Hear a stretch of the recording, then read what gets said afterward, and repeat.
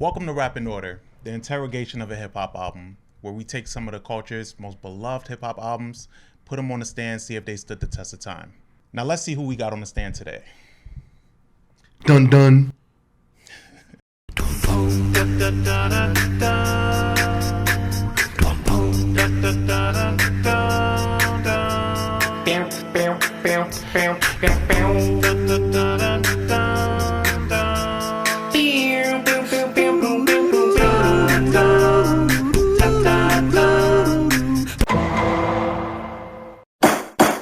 Welcome to another episode of Rap in Order. I'm first class Regg. No Taurian B.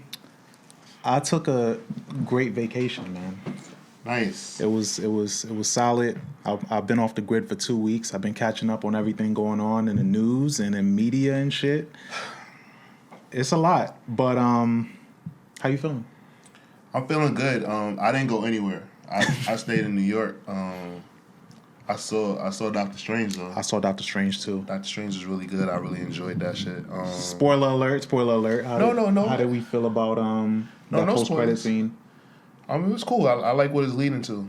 Okay, I gotta watch the breakdown because honestly, I don't know what the fuck Charlize Theron has to do with anything or what character that is. The character, her name is Clea. Clea is in the comic book, she's a relative of Dormammu. Okay. And she actually is from another universe, dimension, and she's technically stronger than Doctor Strange. Gotcha. And they wound up becoming lovers. Okay. I mean, if you ain't seen it by the time this episode came out, no, they've seen it. They've had time. It's not my issue. It's all right. If you haven't seen it by the time you catch this, ladies and gentlemen. And you was warned. Spoiler. Yeah. But for today, getting into this album, I did in my downtime. I went back and I listened to a lot of different albums while I was off the grid a little bit, and I landed on this one. So I recommended that we do this one. My Name is My Name is what we're doing today. It's Pusha T's debut album. It came out in 2013 through Good Music and Def Jam, of course. You had features from 2 Chainz, Future, Big Sean, Chris Brown, Rick Ross, Kendrick Lamar, Pharrell, of course. It was executive produced by Kanye West. It was marketed as his album, the album of the year is what he called it, self-proclaimed. It debuted at number 4, I believe, sold about 74,000 copies. Big album for Push, big coming out party for Push because it was his first album officially without his brother Malice. How do we feel about My Name is My Name? My Name is My Name spoke volumes to me at this time. Like I think our listeners know I'm a huge Pusha T fan. Whenever I hear Pusha T, the rapper hands come out. I was a huge fan of The Wire, so knowing that he named it after a quote from Marlo in the TV show The Wire, had a huge impact on me. And then knowing that Pusha T's influences are Jay-Z's Reasonable Doubt, Raekwon's Only Built for Cuban Links, a lot of Cool G rap, just him just having the lore, he watches a lot of mops of films, so I kind of relate to Pusha T a lot in the sense of interest. Obviously I don't sell coke, anything like that, for real or for fake, anything like that. I actually play a cop on television, but I kind of feel I just think that Pusha T he embodies a certain kind of energy, a kind of brashness that I just really, really enjoy. And when he raps, I just I love it, and I revel in it. And this album, I anticipated it so much. I think you had to work that day, but remember when I was working, you was there with Elliot Wilson. Okay. And Danny Brown had a party in Whip, and Pusha T had his album release party at Greenhouse. And we started out at Whip. And Greenhouse, I don't know if they remember, but they were upstairs, downstairs. Upstairs, downstairs. So we started out at Whip, and we weren't sure we were going to be able to go to Greenhouse because they were separated. So we left Whip because Danny Brown was like, well, I want to go see Pusha T. So I had to go and get Elliot Wilson in that. I went and got him in, and then I was like, oh shit, a lot of my friends are in Pusha T's camp, which I didn't know. Shout out to Mel Hood. And like I got to stand on the couch while Pusha T's entire album was played and he was performing it too. And perform Rapper Hands with him. Yeah, that shit was dope because I just vividly remember standing next to Pusha at one point and he was performing Pain, the joint with Future that's on this album, which I really enjoy because that beat is crazy. He was performing that and I'm like, yo, where am I right now? And I was like kind of drunk. I felt like I was in a fucking movie. Yeah, it was kind of dope. I enjoyed the fuck out of that shit. But bro. yeah, no, that was an interesting time. I gotta hit up. Remember Lexi? Yeah. She has mad like video of it from that day. Yeah, so I gotta ask her if she like if she still has it or if she deleted it. But no. So for me, for this album, I remember being really looking forward to this album because obviously I liked Pusha's work leading up to it. I liked his stuff a lot with Malice. Like I always say, like, oh, I like Malice more. I like the clips more. But I was looking to see what Pusha was going to be able to do as a solo artist, and I like his, the type of direction that it has, like super simplistic with the barcode on the front. Even the artwork that came out, like there's this image of him like looking up with his hat, and like his eyes are like looking up, and it's a black and white image. Like all the stuff that he chooses, particularly, is like super artsy and minimal. So I always liked that. And then he had this great run with Kanye, of course, that was in 2010 from the My Beautiful Dark Twisted Fantasy era, which I think is where they really found like their chemistry together. So I was looking to see what they did with this album. And I think with this album, listening back, I could see that like he was trying different things. I think he was trying different things and wasn't so sold on like just being in the box of being a coke rapper. I think with this album, he was trying to branch out. And, like, he has he's always had the great production. But he worked with Chris Brown and, like, Big Sean and, like, all these people that I don't think he would necessarily make records with or go out of his way to make records with. He was working with them. So I thought that was interesting. But the album itself we can get into. The album kicks off with King Push. It's produced by Kanye West. What you think? This is an amazing song, and I love that. Like when he opens his shows, this is the first song he performs. Just seeing him perform this song live, and like this is like his proclamation when he walks out, and it's like very, very like a powerful kind of like record, and I just enjoy it. I enjoy what he talks about on the record, and like it's straight to the point. And I think this also, for me, I prefer Pusha and Kanye than Pusha and Pharrell on Pharrell beats. I just think that Pusha and Kanye, like Kanye is such a fan of Pusha that he kind of like gives him beats that like I would like to hear like Biggie on and shit. I think that Pharrell always gonna little bro Pusha and just tell Pusha what he gonna do. You know what's crazy? I think I actually think that about Kanye and Pusha. I'll get into that later. I'll get into that later. But King Push itself is a good song. It's a good intro. It's powerful. The production is great. It grabs you from the jump. So that is dope that he opens his shows with it. We'll get into Numbers on the Board, though. Numbers on the Board is produced by Don Cannon, Kanye West, and 88 Keys. Love this beat to this day. This is, I think, one of my favorite songs from Pusha. It's a great track. The middle, I love how it switches to 1,000,001 Questions from Hove. He sounds amazing on it. It was great. I have nothing bad to say about this song. This is a great 2-song lineup, and it's like I just feel like it's like a hip hop. Like it makes me, when I hear Numbers on the Board, it absolutely makes me think of like being in Soho for some reason at that time, because it's just like with the fashion, with just being in the know, feeling cool, like that area, like it just feels that way. That's that downtown kind of like, yo, I'm in the know. Like I know what I'm like. I know what's going on. I just really enjoyed that time period around the time that this album came out. Yeah. So just being downtown, being in Soho around this time was just a great time. Yeah, I agree. I actually remember a lot of that era from when this came out. So I definitely agree with that. Sweet Serenade follows it. Features Chris Brown. It's produced by Swizz Beatz. This song is a mess to me. You don't like it? You don't like it? I don't like Sweet Serenade. Oh my God, I love Sweet Serenade. What? The Virginia connection, man. Yeah, that's what it is. But I wish they would make more music together. And then it's also frustrating for me because like Chris Brown is so talented. Yeah. And he just, because he's so talented, I think that he feels like he can just fit in any box, and it's just like, nah, bro, like just stay in one box. Mm-hmm. Just stay in one box. Just stay in one for our album at least. Yeah, I feel like I wish he would just take the Pusha T route and just sing about one thing. Yeah. But he's way too talented to do that. I actually think he has artist ADD. I actually think Pusha sticks to one thing because he's tried different shit and people don't gravitate to it.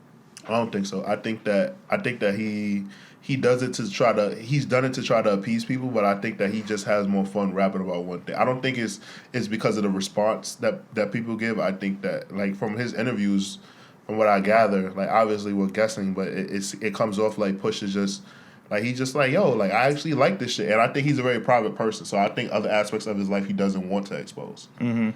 Like some people are like Danny. Like Danny says, like I want other parts of Pusha like talked about, and I'm just like some artists aren't like that. Like look at Fabulous. Yeah. Like only reason we know Fabulous got a wife and kids and all that shit is because of Love and Hip Hop. Mm-hmm. That's it. Like you know what I'm saying? Like that's just something like some artists just are okay with it. Like I guess it's like them like they don't want to break kayfabe as they say in the wrestling world. Like like yo, this is my persona, my character, but my real life, like I don't want you to know anything I don't about want, and I'm cool with that. It's just about the levels of entertainment though. Like I think. And I have nothing against Pusha doing the coke raps. Like that's his bread and butter. But like, I just think when he tries different shit, I mean, and this album I think is where he tried different shit the most. He got in the most pockets and he gave effort in different areas, but I just wasn't as receptive. And like when you listen to his other work down the line, like it's almost dry. He knows what the fuck he's here for. Like he just is strictly that. Like he knows. And he fucking delivered. Yeah. So we get into Hold On next, which features Rick Ross. It's produced by Kanye West and Hudson Mohawk. I kind of feel like Ross got him on this. Nah, he did. Yeah. I think Ross did. Yeah. Like Ross really like, and it's kind of Ross's bag too. And then Ross loves a Kanye beat. Yeah, I think Ross. This is probably their best collab in my opinion. Would you put Ross is on coke rap? Yeah, he is in that lane. Okay, cool. Just making sure. He definitely is. I think this. And I think, damn, I would love to hear what a Ross and Kanye project would sound like. Amazing. That'd be amazing. I think so too. Did you see him talk about working with Kanye for Devil in the New Dress on The Shop? I did. Yeah. That was cool because he thought that he had it in the bag and Kanye was like, yo, nah. Yeah. And I think Kanye would do that to anybody, but like a lot of people don't know that Ross and Kanye have like a relationship that dates back to like 2000. How did that originate again? That song, I'm Just Doing My Job. Oh yeah. T.I., And him, so Ross was a writer and Kanye was a producer, and like you know they were trying different shit or whatever like that. But yeah, like their relationship goes back that far. That's why like I forgot where Kanye, like Ross has a verse where he says that like I was making songs with Kanye when his jaw was wired shit like that. So had ciphers with Yeezy before his mouth wired. Yeah, there you go. Yeah. Different traps. Damn, what song is that again? That is Devil in the New Dress. Oh, wow, okay. Look at that, guy. Thank you, guy behind the camera. So next song is Suicide, which features Ab Liva. It's produced by Pharrell. One thing Pharrell gonna do is always he gonna fit Ab Liva in there somewhere. Yeah, it was good to hear Ab on this song too, and I remember like it was like a re-up gang treat, like fan treat, like to hear him on there. Shout out to my boy Eastwood. Remember my boy Eastwood? He lives in the building, and he did a rap and order with us. Yeah, I remember. Shout out to Eastwood. Like he's a big re-up gang. He's not even a Clips fan. He's a re-up gang fan. That's crazy. Like he's like that's mad niche. Yeah, like he's a huge re-up gang fan, and he thinks that no one could touch the Neptunes, and like he wears BBC like exclusively. Like he's like one of those like, and he's very very about it. Like he's not like. He's very, very about it, but like, yeah, he's not a Clips fan. He's a re-up gang fan. Like to this day, he still plays their mixtapes all the time. If Malice was rapping at this time, this definitely would have been a Clip song. Yeah, it sounds the production, everything. It sounds like a Clip song. But it's okay. Like it's not really like my cup of tea. This song. 40 Acres though. 40 Acres features The Dream. It's produced by Rico Beats and The Dream. The Dream is the worst part of this song. I think if he would have, I think you want to know what's crazy? I think that he should have gave this to a woman to sing. Yeah. And I think Dream was trying to oversell this chorus. Like I think he didn't have to try this hard on this. I think Pusha just liked that. Pusha was just like, yeah, this is cool, but I feel like, I bet you Kanye ain't like it. And Kanye just said, fuck it. Mm-hmm. Kanye actually he had nothing to do with this song. He's not even in the credits at all. I think that like this, like obviously Dream can write his ass off, but sometimes like he's not needed to sing. Nah, he's not. He's not. He's a phenomenal writer, but he doesn't need to sing. And then also I know that this is like out of like Pusha's budget, but like I think Beyonce actually would have sang like a really powerful hook for that. And Dream writes beautifully for Beyonce. Mm-hmm. It would have worked. Yeah, I could see that too. I'm pretty sure like there's a lot of reference songs of The Dream singing the songs that he wrote for Beyonce, and like until Beyonce puts her stink on it, it's not the same. Yeah, I think Beyonce singing on this hook would have been masterful. There is a song that he wrote. He wrote "Dance for You" for Beyonce, and I heard his version. I really like his version too, though. So that was one. Let me see what's next. We got "No Regrets." Features Jeezy and Kevin Costner, who I don't even hear about anymore. It's crazy. Yeah. It's produced by Hudson Mohawk and B Works. Hudson Mohawk, man. Mm-hmm. Remember when Kanye was just signing producers? Yeah, he was he was making good music has went through so many eras. It's had like a Hotep era. It had like a it had like a era where it was like the new kids on the block, Tiana Taylor, Big Sean, fucking 2 Chainz, was new-ish, but like it's just went through so much, and then the production, the in-house people that he was signing, it was always interesting. Yeah, I enjoyed this one, and obviously like this is just like. Here, like you see Jeezy's name and you just like Jeezy and Pusha T, and like you just like your head just inflates, but it really didn't. It didn't do what you wanted. Yeah, it didn't do what I like. The song wasn't bad. It just didn't do what I wanted it to do. Yeah, like I just like when you see those names, you just think like you just gonna like pull your head up like Tony Montana and just gonna be white powder all over your face, and it just wasn't the case. Yeah, they didn't deliver on that one like that. So, next song is "Let Me Love You," which features Kelly Rowland. Hate it. It's produced by The Dream and Glass John. I actually like this song. I think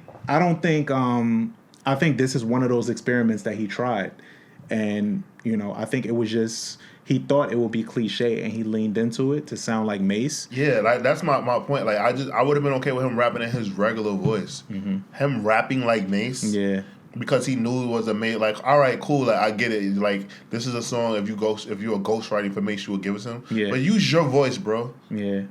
I kinda fucked with it. I think him and Kelly Rowland had a thing at one point too, around that time. I don't blame that, man. Kelly Rowland is fucking fine. She is so fine.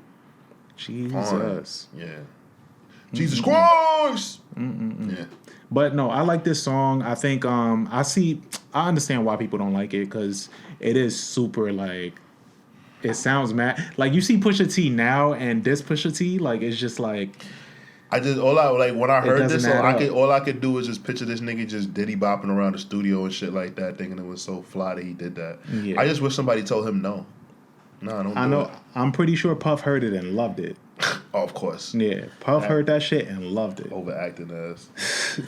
"Who I Am" is the next song, and it features 2 Chainz and Big Sean. This is such a throwaway song to me. Big Sean's verse is so cringy on here. It's a very, I don't know. His song doesn't fit. No, it doesn't fit, and like it kind of. I was kind of confused at the direction, and like I remember like when I was doing the album review for this, like I was very confused on like who had control of like the project, because like I felt like like there's certain things that like he's trying and I wasn't a fan of it. Like there's certain songs where I'm like, all right, this is absolutely like what I want from him, and otherwise like with this song I was just like, there's no reason for this. And I feel like there's shit that usually Kanye like lets slide and doesn't. And I was like, damn, did Kanye like come in at the very end and was too late? Yeah, and he helped produce this shit. Yeah, it's just I don't know. And like I feel like I was like, damn, maybe his wish list of artists, like he just was like, cause like he mainly like used like good music artists. Like I like Jeezy, Chris Brown, and Rick Ross are not like they're not Def Jam. Well, I guess his Def Jam label mate, so that's why that happened. But yeah, I was just confused. Yeah, I don't know why they did this, but at the same time, those were like artists that were like on a that he was trying to give exposure to, or they all wanted that same type of exposure. So you had 2 Chainz, who was a good music affiliate, and Big Sean, of course. So I mean, it made sense at the time. Nostalgia features Kendrick Lamar. It's produced by Knots and Kanye. Man, shout out to the Dissect podcast for kind of breathing new life into this song and into Kendrick's verse in particular. They did like a really great dissertation of Kendrick's verse and the double meanings and all the hidden meanings that people didn't really catch on to. And this song is almost 10 years old, so it's kind of crazy. I think it sucks that there's 2 songs on this album where my man Pusha T got. And this lets you guys know, like, I am not like I love Pusha T, but I'll definitely admit it when my man's got. And Pusha T got by Kendrick on this song. Yeah. Even though like Pusha like rapped his ass off, what Kendrick did on Nostalgia is something that like 10 years later we just realized like that he was doing certain things on that song. And maybe it's just coincidence. But that coincidence is just too good. And that's the reason why Kendrick Lamar is a Pulitzer Prize winner. Yeah, man. That shit, and that's why niggas like Kendrick, they go away. They disappear. You can't write content like this and put out albums every year. It's just impossible. No, of course not. You gotta like sit, live some life, and then put out an album. He been gone for 5 years. And he gotta add up all the shit he be rapping. Yeah. Niggas gotta do the math properly and shit. Yeah. For real. It takes time. That shit takes time, man. Yo, bro, like there's like when they be dissecting Kendrick songs, like on the song that he has with Beyonce, and they were saying that he was doing a countdown. Yeah, on Freedom he does a countdown. And then when he gets to 5, after 5 he stops doing a countdown, and then like it's still a countdown, but like instead of saying the number 4, he uses 4 and 3, like 3, 2, and 1 in a different way. Like as far as like he just like works it into the sentence to count to count it down. So either it's just a huge coincidence that this nigga is just rapping and like using numbers, or like he just is the mathematician and this is what takes him so long to give us albums. Yeah, he got to count and make sure his math is right. He's not trying to end up like Foxy. Oh man, remember when Foxy's people called me stupid? Oh wait, why? For Pop-Tarts, because I said that her math was wrong. Oh, from Affirmative Action. Yeah, on Affirmative Action. I said that Foxy's math was wrong, and they was like, actually, dickhead. No, it's not. Shout out to Fox. I ain't know Foxy fans was that vicious. Yo, they are. They really are. Because it's a little bit of like the Barbs too. That love Foxy, but Nostalgia's a classic record. Videos amazing, simple, black and white. That'll take us into Pain. Pain features Future. It's produced by Kanye West and No ID. I didn't know No ID actually had partake in that one. I did not like Pain. I like Pain. That beat is crazy. I like the beat, but I just like I think that should have been a Future song. It probably was. I like the beat and I like the hook. It probably was. I just didn't like push on it. This was 2013 Future. Yeah. Interesting. 2013 Future was like I was a fan of Future, like Dirty Sprite 1 Future, so yeah, I was cool. Tony Montana, like all that shit. You know, I like Pluto. I like Future first album a lot. But. Pain was a good song to me. I don't think it's not your typical Pusha song either. At all. It's not. I'm okay with traditional put. This is why like I champion Daytona so much, and I love It's Almost Dry so much. I'm completely fine with him just staying in the lane that he is and giving us smaller track albums. I'm completely fine with it. Some people might not, but you know what? every certain things have like a little niche, Yeah. or whatever like that. Like, you know, I look at Pusha T the same way how some people might look at like genres of film. Yeah, exactly. No, for real. And I look at rap like that. Yeah. I look at rap like that in general. But like, I think Pusha, for the angle that he's taking, he doesn't need longer albums. Like, I think 10 tracks is good for him. Yeah, at the most. Yeah, 10 tracks 10 is tracks, good. he's pushing It's a nice little, like, it's a taste, it's a snippet of like that world of whatever he's trying to sell you, whatever. That's like the sweet spot for his, Yeah, for his I'm type cool of with that songs. shit. The album rounds up with Snitch, features Pharrell. Clever. One of the best hooks in rap. Yeah, I love this hook. And the fact that, like, you know, it was a true story about a mutual friend that Pharrell and Pusha T had, and basically, as we know, Pharrell was just like, yeah, man, this nigga's doing what I would do, you know. Pretty much. But because he was in the game, Pharrell has never been in the game. This particular friend was in the game, and Pusha T was like, damn, like, I can't fuck with this dude no more. So it made him think of the story, like, think of this person and tell the story, and Pharrell was relating the message to Pusha. Yeah. Right? Yeah. And I think when they went in the creative process of this, I remember Pharrell saying a story of like how he called Pusha and was just like, sorry, nigga, I'm trying to come home. And he was like, what? He was like, that's the hook. It's like, that's it. Like, Snitch. That's the hook. I think that's hilarious. That's amazing. Because like Pharrell always has like these.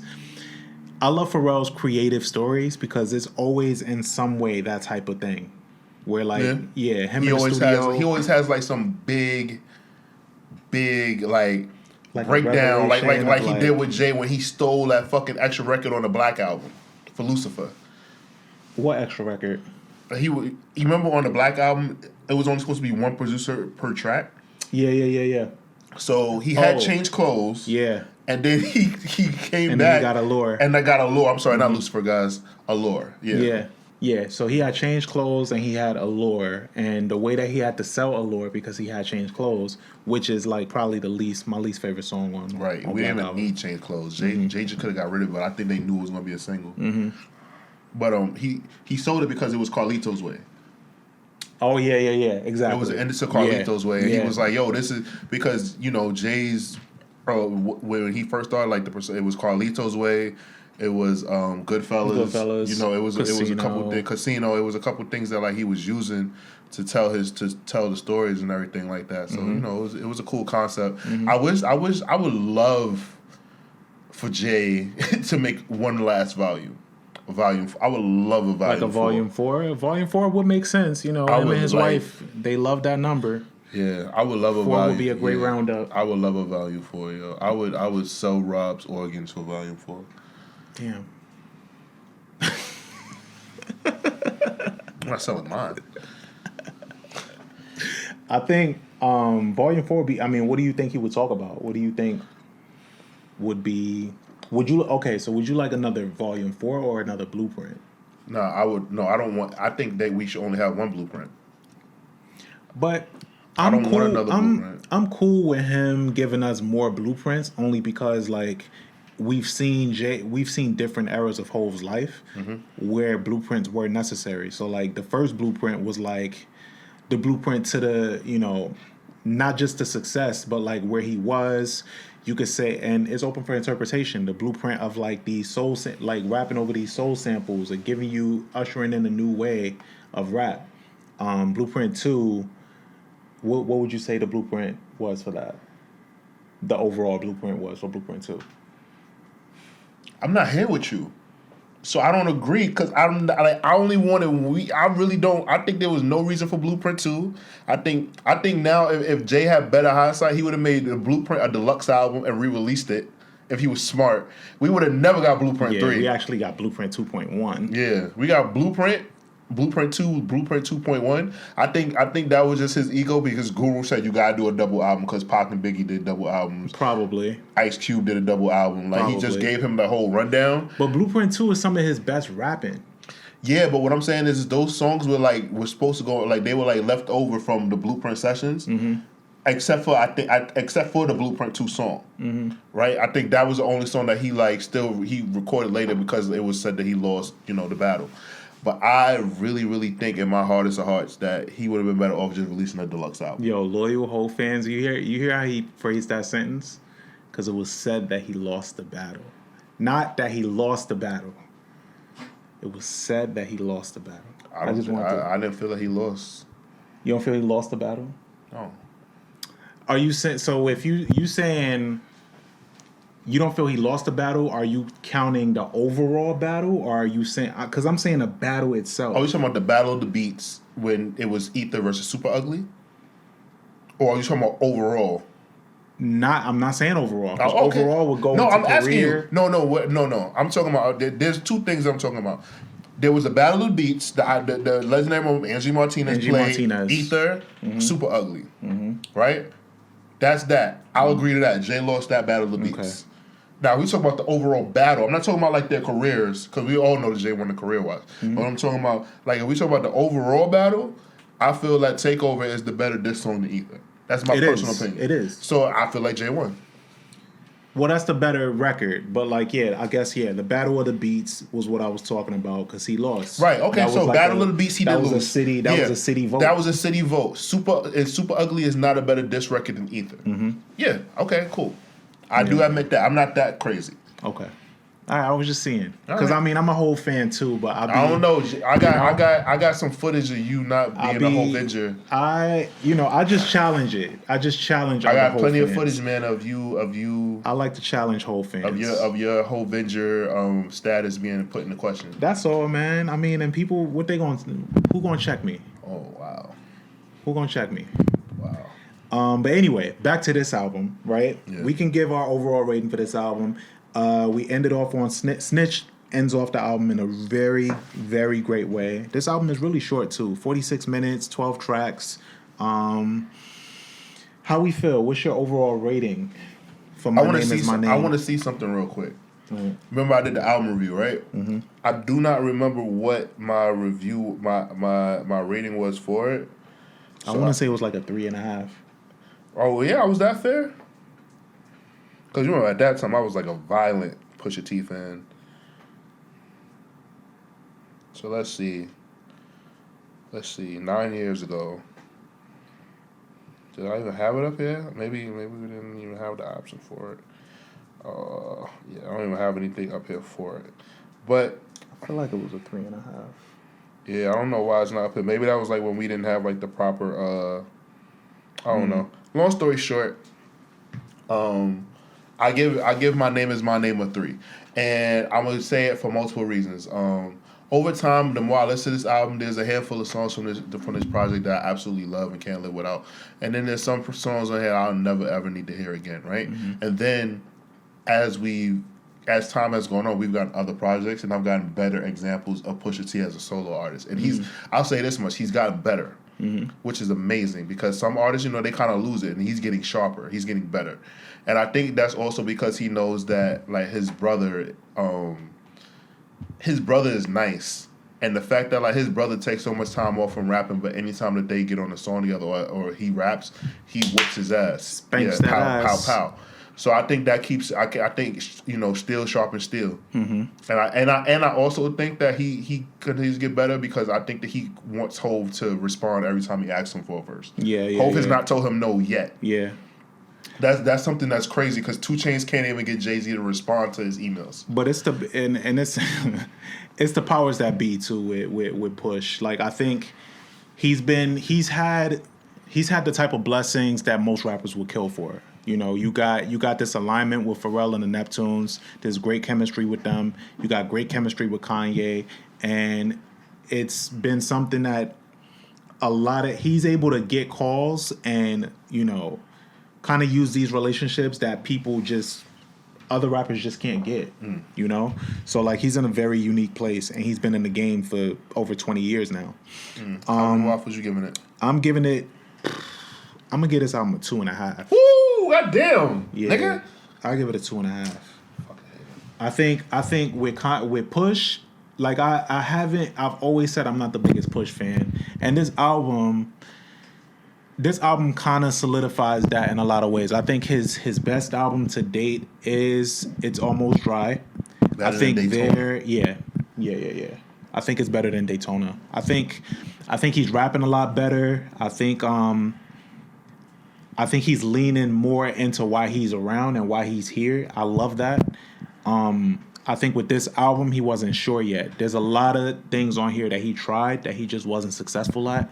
And it solidifies the fact that it's not his lane. So he had to try it to know it's not his lane. And this is his first attempt with being without his brother, like, officially. So it was him, like, kind of, not necessarily without the training wheels, but just out there on his own. Like when you listen to artists when they're on their own, like, for example, I mean, I know Beyonce used to give examples early on when she had to go perform without Destiny's Child and be like, yo, it was so weird to be on a stage by myself and look to my left and right and I'm like, it's just me in the crowd. Yeah. Or Justin Timberlake has talked about that, being in sync or whatever. Man, Justin Timberlake was fucking... He wanted to get rid of them niggas, man. So I think seeing artists do that, step out on their own, is brave, but it also comes with them finding their way. And I don't think Pusha was there yet, and I think he's still finding his way, even this late into his career, which puts him in a rare spot because people, the next generation after us, Gen Z, takes a liking to Push because he's with these producers that they like. So it kind of, he's in the fountain of youth forever. Yeah, like he knows Nico. Yeah, exactly. You know? I see what you did there.